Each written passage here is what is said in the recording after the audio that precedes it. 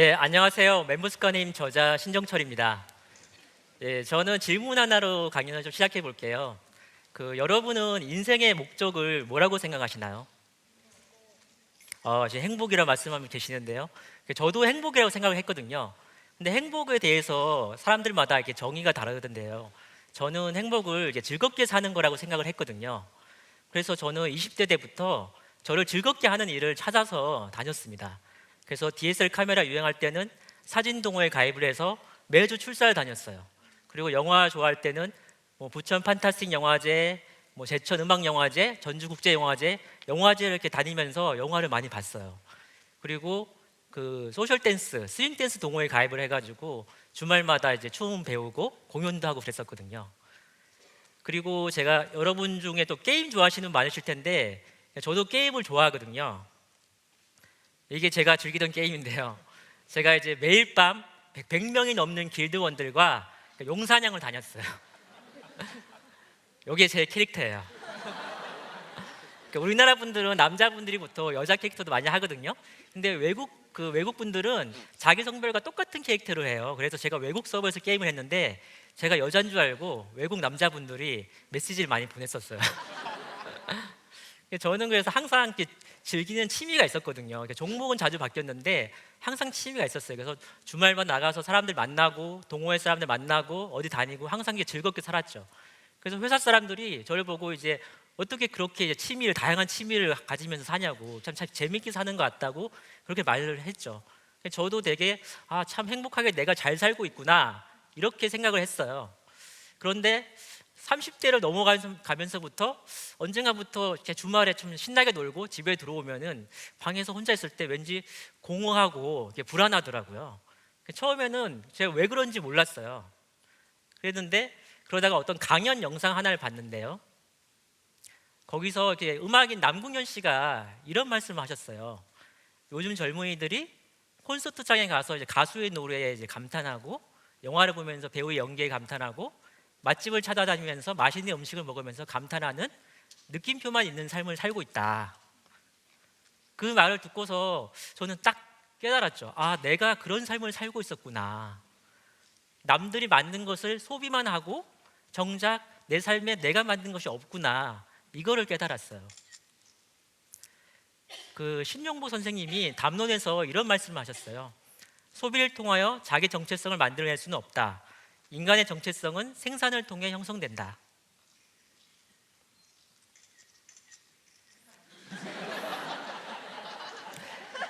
감탄하는 삶은 그때는 행복할지 몰라도 공허합니다. 왜 그러냐면은 감탄은 그 순간에 행복할지라도 제 인생이 달라지는 것이 없으니까요. 제 삶의 가치는 달라지는 것이 없기 때문입니다. 그래서 제가 내 삶에 느낌표만 있는 삶을 살고 있구나 깨닫고 나서 이런 생각을 했어요. 앞으로는 내 걸 좀 만들어 봐야겠다. 그래서 처음 시도해 본 게 블로그를 한번 해보려고 했어요. 그래가지고 블로그에 글을 써보려고 했는데 여기 보면 등록된 포스트가 없습니다 나오죠. 이게 5줄을 못 쓰겠더라고요. 이게 쓰려고 몇 번 시도하다가 결국 포기하고 방치했어요. 그래서 저기 지금 철거 중이라고 돼 있어요. 그래서 제가 여러분 저 보시기에 공부 잘하게 생겼나요? 네. 제가 학교 때 별명이 똘똘이 스머프였어요. 저 원래 공부 이렇게 좋아하진 않는데 많은 분들이 저를 보면 공부 잘하게 생겼다고 이렇게 말씀을 하시더라고요. 그래서 고마운 면도 있는데 저 실제로 약간 공부를 좀 잘했습니다. 학교 때. 근데 학교 때 공부를 잘했어도 사회에 나오고 나니까 이 블로그에 제 생각을 담은 글 하나를 쓰지 못하겠는 거예요. 그래서 제가 생각해 본 게 우리가 학교 때 배웠던 그런 주입식, 암기식 공부로는 내 것을 만들 수가 없구나. 남이 만든 지식을 머릿속에 억지로 집어넣는 것만으로는 내 것을 만들 수가 없구나였어요. 그리고 그것도 남이 만든 지식을 억지로 집어넣어도 금방 사라지죠. 벼락치기 공부했다가 시험 끝나면은 머릿속에 지우개가 싹 지우잖아요.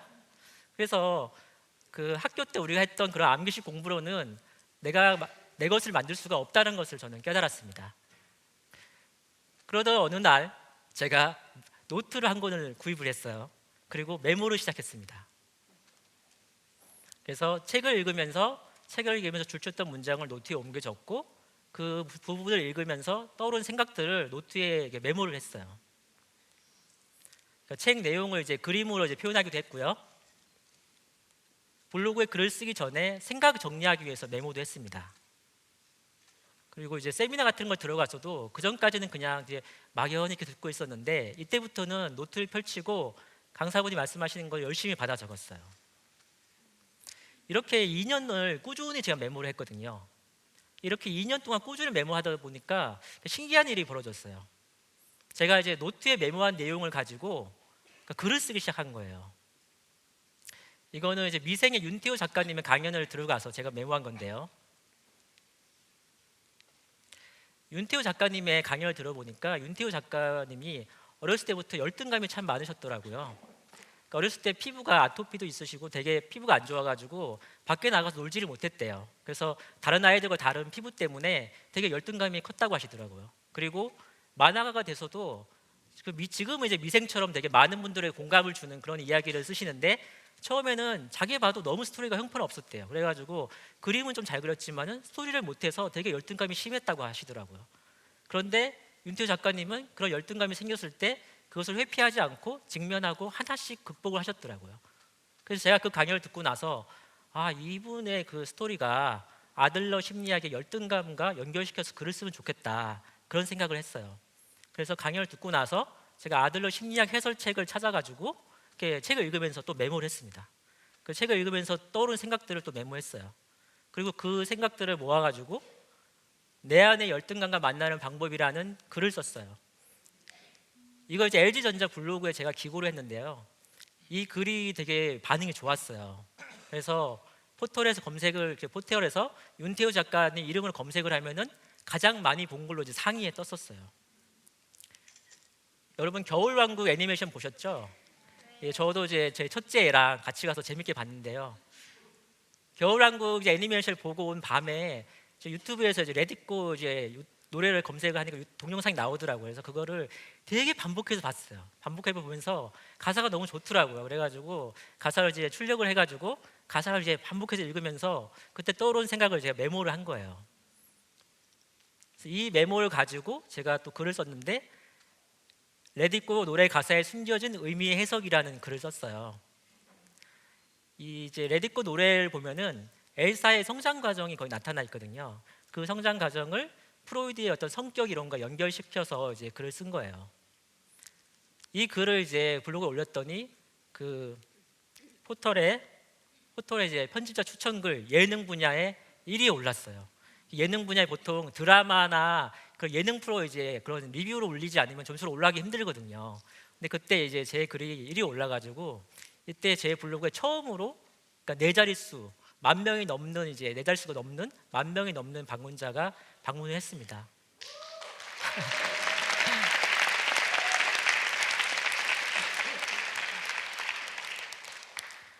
그래서 제가 이제 노트에 메모를 하면서부터 신기하게도 블로그에 쓰는 글이 읽어주는 분들이 많이 늘어나는 거예요. 그 전까지는 방문자 수가 한 2자리밖에 안 됐거든요. 두세 자리. 뭐 10명, 20명, 뭐 50명 이랬는데 블로그에 제가 노트에 메모를 하고 그 노트에 메모한 걸 가지고 이제 글을 쓰다 보니까 이게 다른 분들이 되게 많이 읽어주시기 시작한 거예요. 그래서 그때 2014년 10월에 블로그 방문자 100만을 넘었고요. 지금은 이제 200만을 좀 넘었습니다. 그리고 그 요즘 큐레이션 미디어들이 있잖아요. 그 큐레이션 미디어에서 제 글을 받아가서 거기서 이제 실리고 있어요. 그래서 이런 큐레이션 미디어를 통해서 제 글을 더 많은 분들이 읽어주고 계십니다. 그래서 제가 메모를 하면서 느꼈던 것이 메모를 하면서 제가 그 전까지는 남들이 만든 것을 소비만 하고 있었는데 그러니까 정보의 소비자에서 생산자로 제가 변했다는 것을 느낄 수가 있었어요. 근데 메모가 어떻게 이제 솔직히 메모 누구나 다 알고 있는 거잖아요. 누구나 쉽게 할 수 있는 건데 메모가 어떻게 이런 변화를 만들었을까? 그 이유를 좀 말씀드릴게요. 앞에서 제가 이제 느낌표만 있는 삶을 제가 살았다고 말씀드렸잖아요. 메모가 느낌표만 있는 삶에 빠진 것 하나를 채워줬기 때문인데요. 그게 무엇일까요? 예, 여기 잘하시네요. 예, 물음표였어요. 남들이 만든 것을 그냥 받아들이면은 내 것을 만들 수가 없습니다. 남들이 만든 것에 질문하고 물음표를 가지고 질문하고 거기에 자기의 생각을 더할 때 자기만의 컨텐츠를 만들 수 있다는 것을 저는 깨달았습니다. 글쓰기를 예로 들어볼게요. 그러니까 글을 쓰는 사람과 쓰지 못하는 사람의 차이가 뭔지 아시나요? 그 사람 안에 축적된 생각의 양입니다. 글은 생각이 축적되었을 때 비로소 나오거든요. 글쓰기 책을 열심히 읽는다고 글 쓸 수 있는 게 아니에요. 그 사람 내면에 표현하고 싶은 생각이 가득 차 있어야지 글이 나옵니다. 그리고 그래서 평소에 떠오르는 생각이든지 그런 것들을 수집을 해둬야 돼요. 그리고 그 생각을 수집하는 도구가 바로 메모였던 거죠. 책에 있는 정보라든지 학교에서 우리가 배우는 지식은 외부의 자극이에요. 그 외부 자극에 대한 반응, 나의 생각을 수집하고 체계화할 때 그때 비로소 나만의 지식이 만들어집니다. 그 생각을 수집하기 위해서 필요한 것이 바로 메모예요.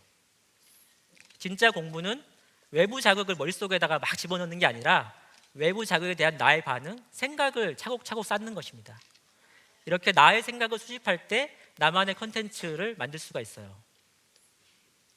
그래서 예로부터 자기만의 컨텐츠를 만들고 글을 썼던 분들은 메모를 강조했어요. 그래서 다윈이라든지 몽테뉴, 정약용 같은 분들은 메모를 열심히 했죠.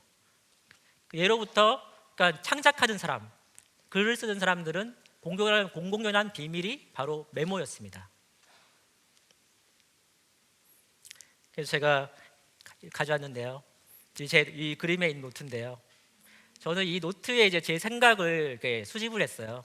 그래서 이 노트에 제 떠오른 생각을 이렇게 메모를 해두면은 그 생각을 씨앗을 심어두면은 시간이 지나면서 그 생각이 자라나서 한 편의 글이 되고 그 글이 모여서 제가 책까지 쓰게 되었습니다.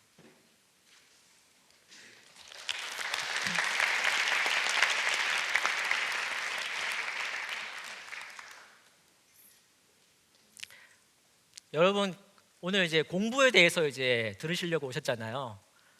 우리 공부는 왜 하죠? 공부 왜 하죠? 우리 잘 살려고 하는 거 아닌가요? 근데 잘 살려고 하면은 우리가 이제 내가 어떤 삶을 살고 싶은지 스스로 이제 답을 할 수가 있어야 되거든요. 그러니까 내가 뭘 하고 싶은지를 알아야 되는 거죠. 그 신해철 씨의 네가 진짜로 원하는 게 뭐야 이 노래를 제가 좋아하는데요. 이 노래를 들을 때마다 제가 되게 가슴이 찔렸어요. 제가 30대 중반까지도 제가 진짜 뭘 하고 싶은지를 몰랐었거든요. 자기가 하고 싶은 게 뭔지 모르는 사람들은 평소에 자기 자신을 잘 관찰하지 않았기 때문이에요. 제가 이제 2년 동안 작성한 노트를 이제 3개를 만들려고 처음부터 한 장 한 장 넘기면서 이제 어떤 주제로 이제 메모를 했는지를 봤거든요.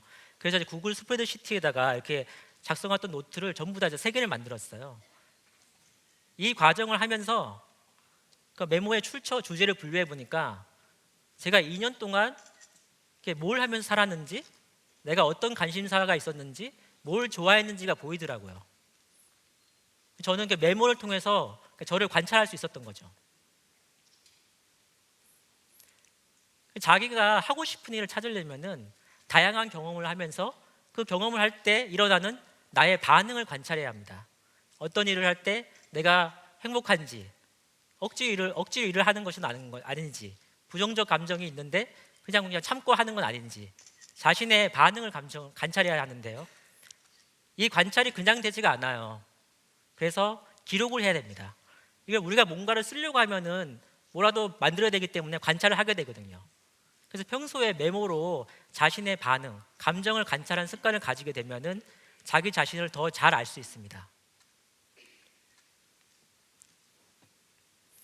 그래서 저는 진짜 공부는 세상에 대한 나의 반응, 나의 생각과 감정을 관찰하고 기록하는 것에서 시작된다고 생각합니다.